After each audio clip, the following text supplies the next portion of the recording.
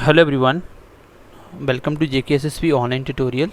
So this is Ajay and so this will be the lecture number 3rd on national income and I think आज हम class को ख़त्म भी कर देंगे नेशनल इनकम के ऊपर। जो भी क्लास हमारी ये लास्ट क्लास होगी, इसके बाद ये वाला टॉपिक ख़त्म हो जाएगा, फिर हम नया टॉपिक स्टार्ट करेंगे।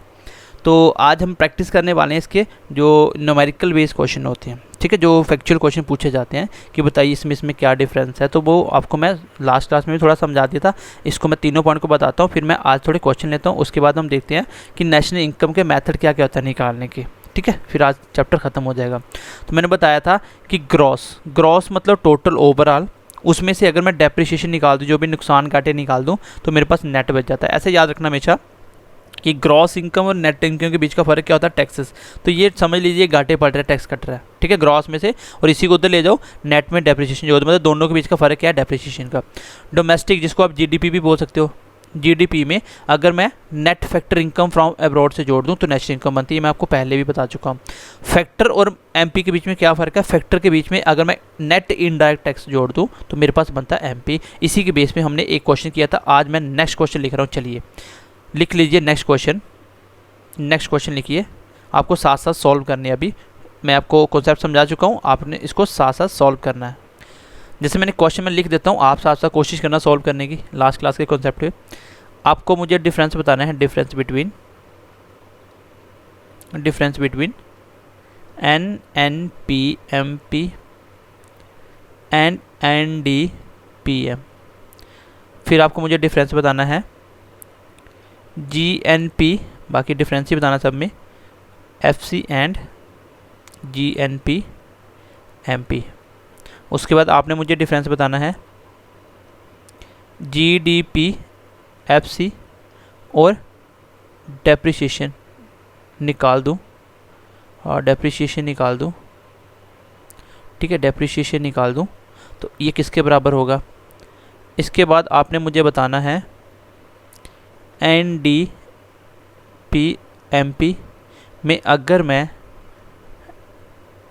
Net factor income from abroad जोड़ दूं तो क्या आता है, क्योंकि एग्ज़ाम में क्वेश्चन पूछे हुए हैं सारे क्वेश्चन।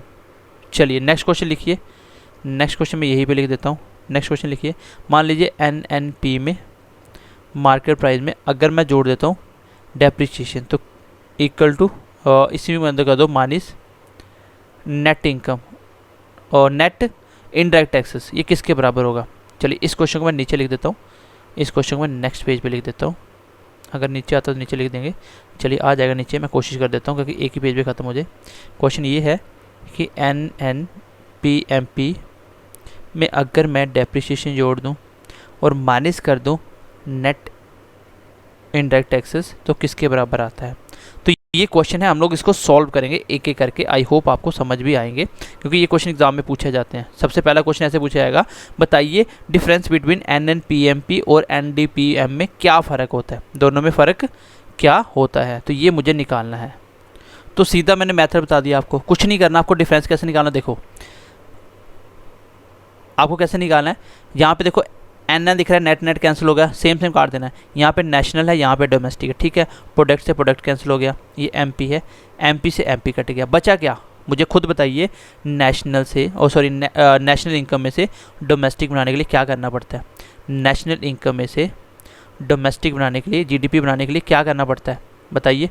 तो आपको पता है नेट इनकम कब बनती है, जब डोमेस्टिक में हम ऐड करते हैं क्या, जो फॉरेन की इनकम होती है, net income, net factor income from abroad, यही बोला था। तो इसका मतलब इसमें से जो डिफरेंस है वो क्या है, वो है net factor income from abroad, यही है।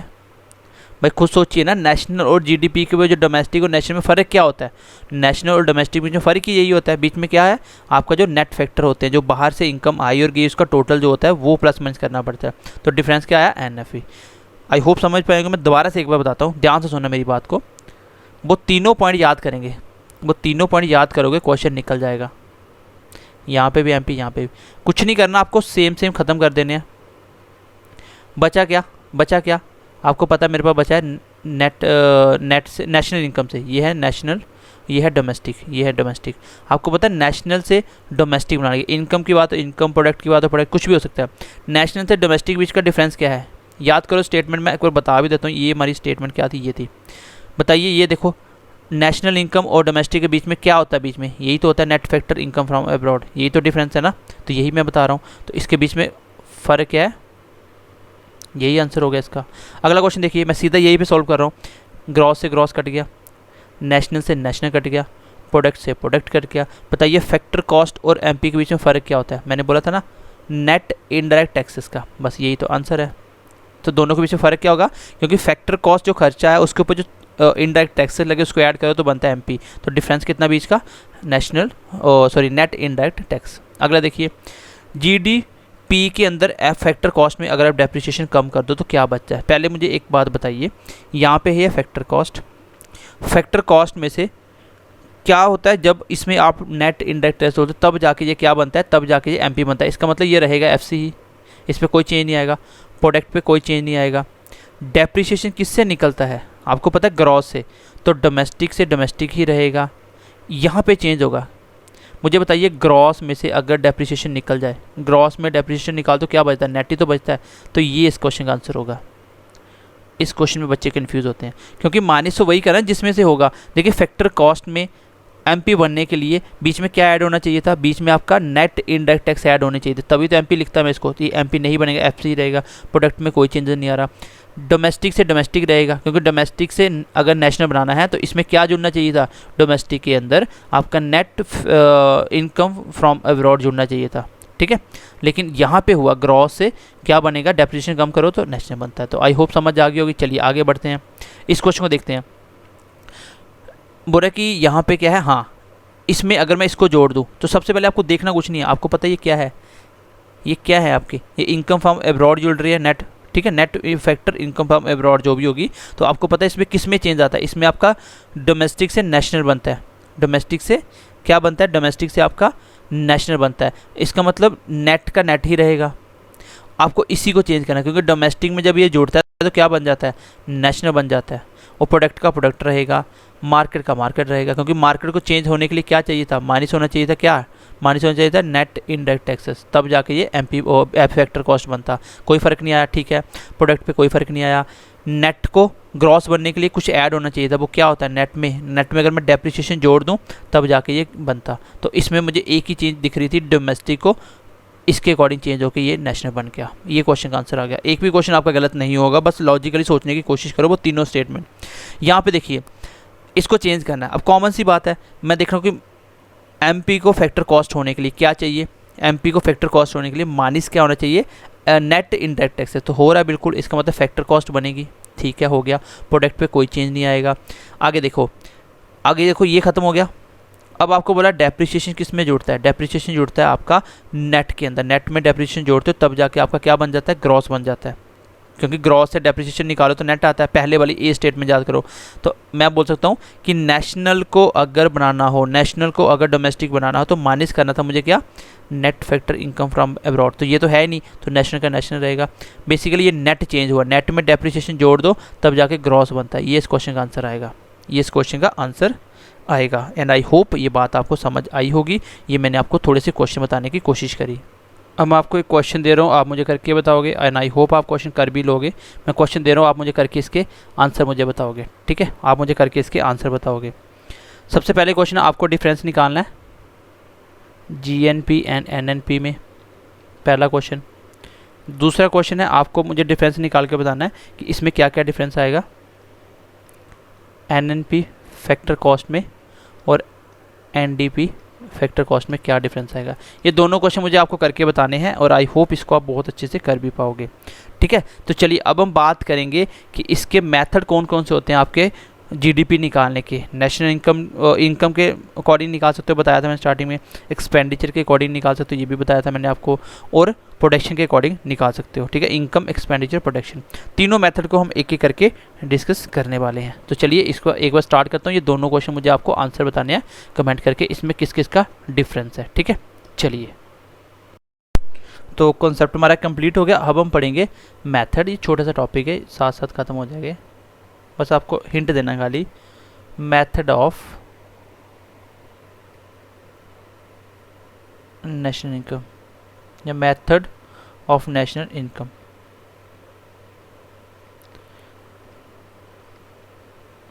तो मेथड क्या क्या होता है नेशनल इनकम निकालने के, नेशनल इनकम या जीडीपी निकालने के मेथड क्या क्या होते हैं।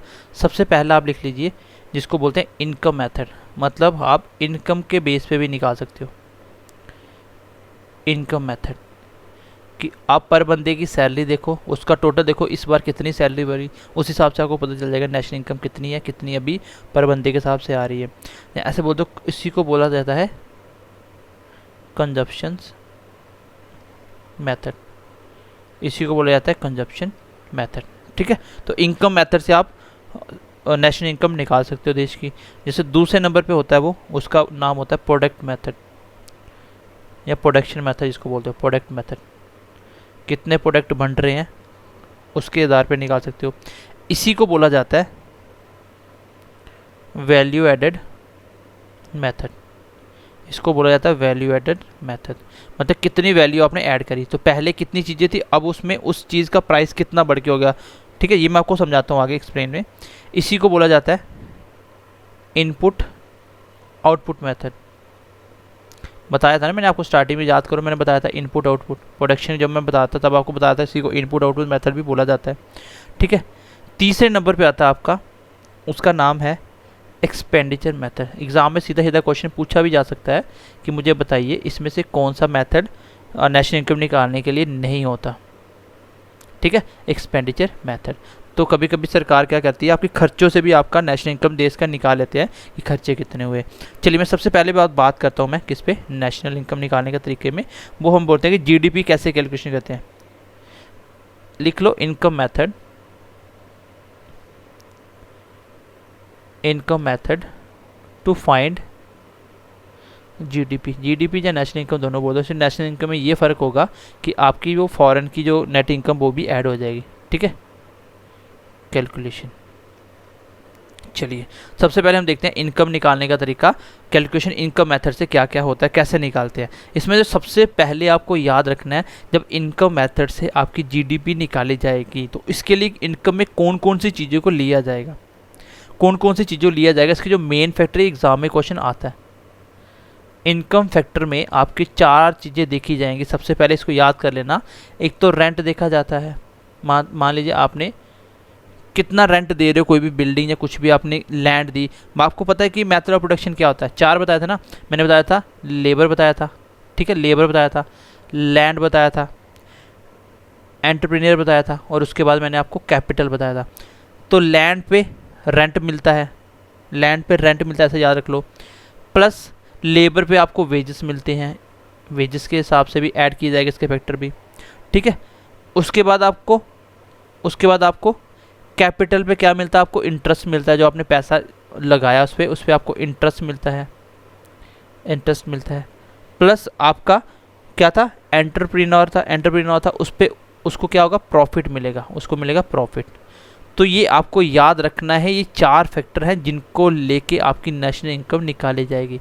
किसी भी फॉर्म का या किसी भी आदमी का प्रॉफिट कितना है, उस पर इंटरेस्ट कितना है, उन सबको ऐड किया जाएगा। मैंने आपको स्टार्टिंग में बताया भी था ना कि नेशनल इनकम निकालने के लिए कौन कौन से फैक्टर होते हैं। तो मेन ये 4 फैक्टर ये आपको याद रखने हैं, एक रेंट, वेजेस, इंटरेस्ट और प्रॉफिट। ठीक है, ये आपको याद रखने इसके मेन फैक्टर है। मैं पहले बता रहा हूँ, इसको आप स्टार मार्क करके लिख लीजिए, स्टार मार्क करके लिख लीजिए। ठीक है, जैसे छोटी सी एक एग्जांपल भी लेते हैं। चलिए मैं एग्जांपल से समझाता हूँ। मान लीजिए एक कंपनी लेते हैं, हम लोग लेते हैं एक टी प्रोडक्शन करने वाली कंपनी है, एक चाय की एक कंपनी है जो सिर्फ और सिर्फ चाय बनाती है। उसने जो बिल्डिंग ले रखी थी रेंट, उसका दे रहा था, वो रेंट दे रहा था, मान लीजिए वो रेंट दे रहा था 1 लाख रुपीस। कितना, 1 लाख रुपीस, 1 साल का। ठीक है, 1 साल का। उसके बाद जो उसने वर्कर रखे थे उसको वो वेजेस दे रहा था, कितना कितना दे रहा था, मान लीजिए वो दे रहा था 1 लाख रेंट है, उसके बाद मान लीजिए 40 लाख वो वर्कर को अपना वेजेस दे रहा था, सैलरी दे रहा था वर्कर को। उसके बाद आपको बोलता है कि चलिए उसने इंटरेस्ट पे करा या इंटरेस्ट मिला उसको, उसने जो भी पैसा उसको प्रॉफिट हो रहा है उस पर उसको इंटरेस्ट मिला या किसी को उधार दिया उस पर, तो मान लीजिए वो मिला आपको 5 लाख। लास्ट पे लिख लीजिए कि उसको कुल सब कुछ निकाल के जो प्रॉफिट हुआ वो मान लीजिए बन गया उसका चलिए 90 लाख। तो मैं आपको बोलूँ बताइए जीडीपी टोटल कितना हुआ, जीडीपी कितना हुआ, इस साल कितनी प्रोडक्शन हुई, ग्रोथ रेट। तो आप बोलोगे टोटल जो जीडीपी हुआ कितना हुआ वो, क्योंकि चारों को ऐड किया जाएगा, कर लीजिए 130, 135, 136 लाख, 136 लाख, ये है आपका जीडीपी। तो जीडीपी निकालने के लिए जो मेन फैक्टर यूज़ होंगे वो मैंने आपको बता दिया, एक रेंट होगा, एक वेजेस होगा, एक इंटरेस्ट होगा, एक प्रॉफिट होगा। और ये वही है फैक्टर ऑफ 4 जो प्रोडक्शन उनके ऊपर मिलने वाला। फैक्टर ऑफ प्रोडक्शन में लैंड आता है, लैंड पे आपको रेंट मिलता है, लेबर आती है, लेबर पे आपको वेजेस मिलते हैं, एंटरप्रेन्योर आता है, इसको प्रॉफिट मिलता है, और कैपिटल के ऊपर इंटरेस्ट मिलता है। तो ये है आपके 4 मेथड, ठीक है। अब आपको क्वेश्चन देखो, सीधा सीधा क्वेश्चन ऐसे आएगा, मैं आपको क्वेश्चन लॉजिकली पूछ लेता हूँ, ऐसे क्वेश्चन पूछ लेता हूँ। मैंने बोला कि बताइए, मैंने बोला चलिए बताइए मुझे, मैंने बोला कि मुझे बताइए इनकम, आपका इनकम इंक्रीज़ हुआ, मुझे बताइए जीडीपी पे क्या इफेक्ट आएगा। तो आपको पता है इनकम बढ़ने का मतलब इंटरेस्ट वगैरह बढ़ेगा, तो सीधी सी बात है इनकम तब इंक्रीज होता है जब आपका जीडीपी इंक्रीज होता है, क्योंकि इनका सबका डायरेक्ट रिलेशन है। अच्छा मैं बोलूँ रेंट कम किया, रेंट कम हुआ, तो आपको पता है जीडीपी सीधा रिलेशन होता है कि रेंट कम जीडीपी कम, मतलब इनके डायरेक्ट रिलेशन होते हैं। जैसे जैसे ये चारों चीज़ें बढ़ेंगी तो जीडीपी बढ़ेगा, चारों चीज़ों में एक भी कम हुई तो जीडीपी कम होगा, मतलब सीधे इफेक्ट है। मैं बोलूँ वेजेस बढ़ गया तो इसका मतलब जीडीपी भी बढ़ जाएगी, ठीक है। तो दूसरे मेथड पे बात करते हैं। पहला मेथड आपको समझ आ चुका है, आपको याद रखने वाली बातें ये है कि इसमें कौन कौन से मेन फैक्टर आते हैं, ठीक है। अगला देख लीजिए, नेक्स्ट फैक्टर कौन सा होगा आपका। नेक्स्ट फैक्टर मैं आपको बताता हूँ। दूसरे नंबर पर लिखिए प्रोडक्शन मेथड, कौन सा, दूसरे नंबर पर लिखिए आप, चलिए दूसरे नंबर लिखिए प्रोडक्शन या प्रोडक्ट मेथड, प्रोडक्ट मेथड। इसी को क्या बोला जाता है, वैल्यू एडेड, क्या बोला जाता है, वैल्यू एडेड मेथड, ठीक है। इसी को इनपुट आउटपुट मेथड भी बोला जाता है। इसकी जो मेन डेफिनेशन है वो आप ऐसे रखोगे, आपको पता होना चाहिए कि sum of the value, sum of the value added by all individual and firms in an economy. अभी फिलहाल इससे समझ नहीं आया होगा, इसमें आपको जो भी वैल्यू ऐड होती है उसमें वो कितना ऐड हुआ। चलिए मैं स्टार्ट करता हूँ। आपने एक लकड़ी ली, मान लीजिए 100 रुपीज़ की आपने लकड़ी ली, वुड लिया, ठीक है। इसको बढ़िया से कट करके बहुत अच्छे से कारपेंटर के पास जाके इसकी मतलब प्लाई वगैरह में बना लिया आपने, ठीक है। मान लीजिए वो अब उसकी कास्ट बन गई 500 रुपीज़। इस लकड़ी को थोड़ा सा खर्चा करके इसको अच्छे से डिज़ाइन कटेंगी, अब इसकी कॉस्ट बन गई 500 रुपीज़। फिर इसको आपने क्या किया, कटिंग करके बाद में अच्छे से फर्नीचर तैयार करा, फर्नीचर तैयार करा।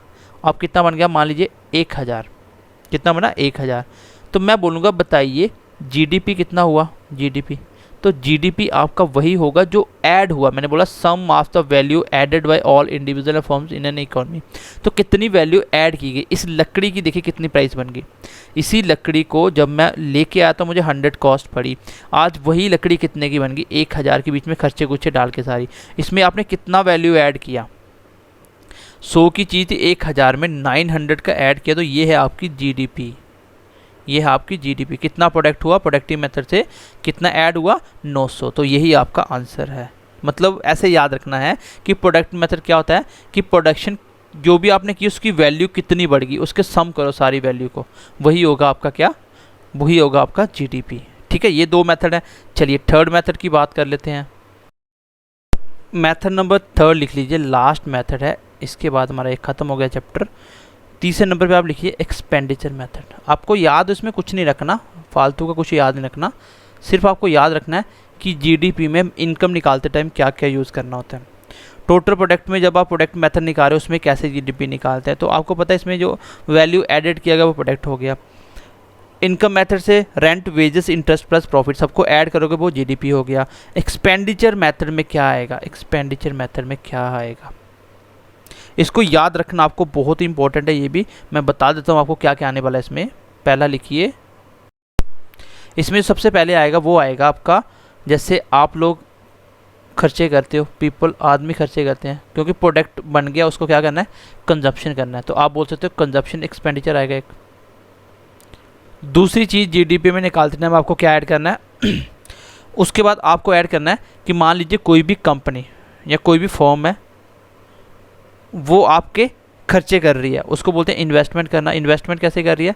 क्योंकि फर्म क्या करती है, चीज़ें लेती है, सारा प्रोडक्ट लेती है तो आगे बेचती है ना वो, तो वो इन्वेस्टमेंट कर रही है। ऐसे बोल दो कंजप्शन एक्सपेंडिचर और फर्म का जो इन्वेस्टमेंट होता है इसको, प्लस इसके बाद गवर्नमेंट भी चीज़ें लेती है, गवर्नमेंट प्रोडक्ट लेती है, तो गवर्नमेंट के एक्सपेंडिचर बोल सकते हो।